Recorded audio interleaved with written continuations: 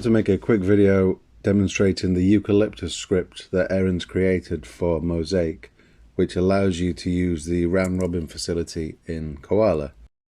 Now basically it's something that I've wanted for a long time. It's something that I use a lot in DAWs. Ableton's really good with it, but obviously it's existed for a long time in lots of different ways. What it allows you to do is to hit one pad, but have that pad cycle through various other sounds. So it's not just one pad, one sound. When I hit one kick drum, for example, it cycles through a variety of kick drums. So the way that I've got set it up, I'll demonstrate it for you in a second. I'm going to use this light pad block M, which I actually really like. I didn't like it when I got it, and now with it being able to do this, and it's so portable, I just chuck it in my pocket and it's quite a durable little thing. I'm coming to really like it. So yeah, maybe there's a lesson on making knee-jerk reaction judgments on things. But anyway, so as you can see from the hardware here, now I've got that's coming straight into Atom. Now rather than going into Koala, what we need to do is we want to send the audio through Mozaic and into Koala. But in order for me to be able to save the MIDI data and export that so that I could open it in Ableton or anything else if I wanted to, I'm using Atom. And plus Atom, I find Atom really powerful as well. And it's really useful to use with a launchpad, which is what I tend to use quite a lot. So I'm sending this data when I'm hitting the pads. That's going straight into Atom. Atom then sends that, as you can see, it goes straight into Mozaic, and Mozaic sends it into Koala. It might seem a little bit long-winded, but that's easily the most successful way that I've found of doing it. So if you can see, this is the Eucalyptus script. I've got all of my banks.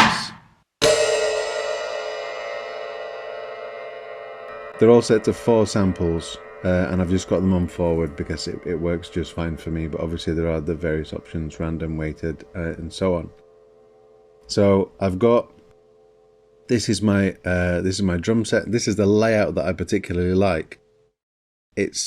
I'll put a link to the place that I kind of got the initial grounding for this. It's a guy called Quest for Groove, who has his own website and kind of like finger drumming course and his own kind of perspective on it, which I started off using that kind of thing, but I've tailored this a little bit because this works for me, and I think that's probably the best way to do it. Just find out however it works for you best. But for me, I've got my right in the middle because I like to, obviously I'm drumming two-handed. I've got kick, snare and hi-hat here. Those are my closed hi-hats. That's my open hi-hat. Now in here, you'll see that they're all in the same choke group. So doesn't matter which closed hi-hat I hit, it's cut off the open hi-hat. And it's the same with this. This has got a roll in it, and because I want to play it with my left, cut it off with my right hand. I don't want it cutting off with this one, because I'd have to put all 3 of them on the same choke group, and then it wouldn't really work for me, because then that's not very realistic. Your snare sound's not going to cut off. But you are going to, you cut off a fill by hitting the snare, obviously. A roll, rather. Up here I've got toms. I've got some cymbals here. Side stick there.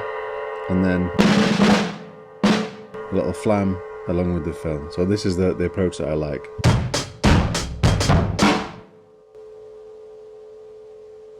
So you can see it's hitting things at different. So I'm on pad A. They're all basically the same.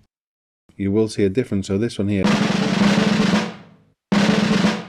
that one is much shorter than that one. But other than that, they cycle through. They're just multi-sampled drum hits from organic drum kits. Picked the snares that I liked and that kind of thing, and just kind of worked out something that works for me. So on the basis that it's coming through into Atom, if you look in Atom here, so if I open Atom and Koala at the same time, you can see this is just a little drum pattern that I recorded in. And then when I press play, you'll see that the notes are coming through. They're all being played through on this bank, but then it's actually coming through and it'll play it on throughout the different banks on Koala.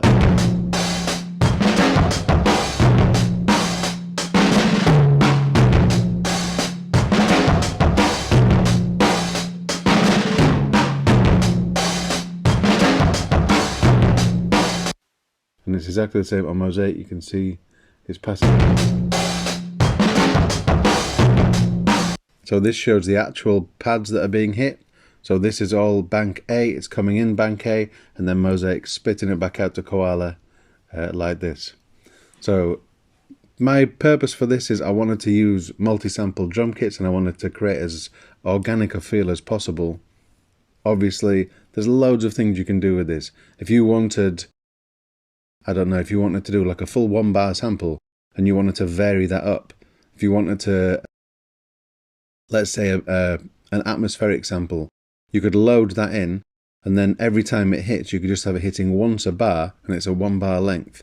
But every time it hits, it cycles through either at random or it goes through 4. So one 1 bar loop would then effectively not loop until you'd done those 4 variations. So it would take 4 bars for a 1 bar loop to become repetitive. Just a kind of another use for it, and probably a way that I'm sure other people will use it quite a lot as well. The other thing, just before I kind of wrap it up, because I don't want to do a particularly long video, but the other thing that I wanted to note is the importance of the plugins that you're putting on your drum bus. So that's quite a weak snare. Put a little bit of bit juggler. You can't really hear that too well because it's quite subtle. But I do love this. This has reduced it down to 12 bits. It's like 36,000 hertz on the resampling, on the sample rate. It's got a little bit of low pass filter on it, just kind of smooths it off. Also, I'll do a proper video on this and how great it is. The LFO is particularly incredible. The way that it combines the high pass and low pass, along with the drive, and then adds in the LFO for modulation. It does so much more than just a simple sort of bit crushing. Not to kind of berate other apps that do that, which are they all have their place, but for me this is like the real king of them. And in terms of the tape modeling and tape saturation, Chow Tape Model by Chow DSP is by far and away literally the best I've ever used, and the difference that makes is incredible. So we've got it without it on. It just turns into an entirely different animal. So we've got, I've got the gain cutting off a bit. The fact that you have mid and side options as well is so powerful.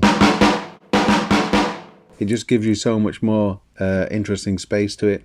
Obviously, I've got saturation and drive on full because I'm me. Compression is pretty beefy. Don't really mess with the tone because I've already taken care of that with the low pass filter that I wanted. And then elements of degrading, which gives it just a lot more lifelike feel, a little bit of wow and flutter. Just creates an entirely different kind of an experience to the drums. It stops them from being flat and lifeless. What I will also do is tend to pan these, to split these off into different groups. So for example, where I've got this, let's say I've got a kick, I would send the kick to channel 1 perhaps, the hi-hats to 2 and the snares to 3. And on the hi-hats I might use the mid-side and split them over to the sides. The kicks will want to stay down the middle, and on the snares I'd put a spring reverb on it perhaps, either as a send or directly on it. And you could do that with either, you could use a convolution reverb with various IAs, impulse responses in there, or you could use the really excellent spring element of IVTS3. But yeah, just to obviously this is just a small aspect, and this is just trying to get a particularly organic kind of drumming feel. But it works for me, and it works basically because of this incredible script that Aaron's put together. So yeah, enjoy.